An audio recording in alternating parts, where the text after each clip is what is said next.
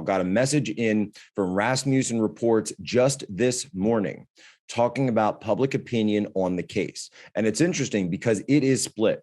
But I want to go back. I want to take you back a little bit and play this incredible supercut that Grabian and Tom Elliott put together regarding all of the way that the media discussed this case in the early days of it before they ever looked at a single piece of evidence.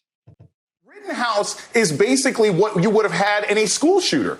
He's a 17-year-old kid. He shouldn't have had a gun. He crossed state lines to supposedly protect property. No, he was going out to shoot people. Kyle Rittenhouse, a vigilante. Kyle Rittenhouse, the armed teenage vigilante. A 17-year-old vigilante, arguably a domestic terrorist, picked up a rifle, drove to a different state to shoot people. Kyle Rittenhouse, a guy who's deeply racist, went with weapons to a Black Lives Matter protest looking to get in trouble. He did. He murdered a couple of people. Rittenhouse, the 17-year-old kid, just running around, shooting and killing protesters. 17 years old, picks up a gun, drives from one state to another with the intent to shoot people. A 17-year-old boy who drove across state lines with an AR-15 and started shooting people up, including a guy with a skateboard. Now it's a 17-year-old that went with a weapon into the middle of protests and then provoked people and then shot and killed them. Kyle Rittenhouse is the enemy. A boy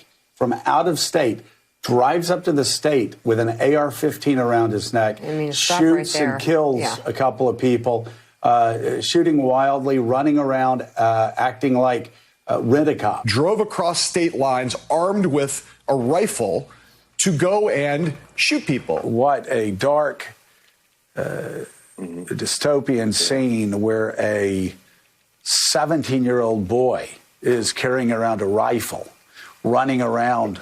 And all right, now you saw that, and I promised you this. I teased it. I'm going to give it to you. 55% of people that have been watching this trial, 55% say that Kyle Rittenhouse should be found not guilty. And it's simple. Kyle Rittenhouse is the victim of a malicious prosecution. When you look at the events that took place on that tape, and the only reason we have these tapes is because we fought for it from the FBI. Human Events Daily was able to produce that tape for the first place anywhere. And we had independent journalists, people like BG on the Scene, Richie McGinnis, Elijah Schaefer, Drew Hernandez, and so many others. I'm going to miss, I always leave some people out when I go through this list. Julio Rojas, Shelby Talcott. But these are the names of the independent, not corporate, but independent journalists that went there, that captured those events on tape, and not taking sides. I want to be clear about that, not taking sides other than the side of the truth. They let us know the truth that these crooked prosecutors would have us believe a lie. This is Charlie Kirk, founder and CEO of Turning Point USA. If you liked this video, be sure to subscribe to our YouTube channel at Turning Point USA.